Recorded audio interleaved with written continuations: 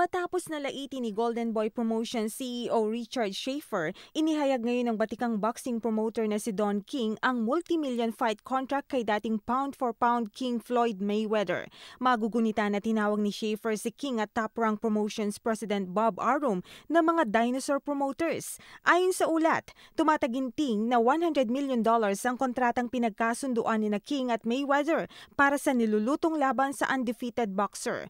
Kabilang na dito ang niluluto pa ring Manny Pacquiao-Mayweather fight, kung saan ito ang dahilan kung bakit hindi pa pinipirmahan ng Team Pacman ang kontrata sa laban kay Antonio Margarito. Target ngayon ng Top Rank at Don King Promotions na maisakatuparan ng Manny Pacquiao versus Floyd Mayweather mega fight sa buwan ng Mayo ng susunod na taon.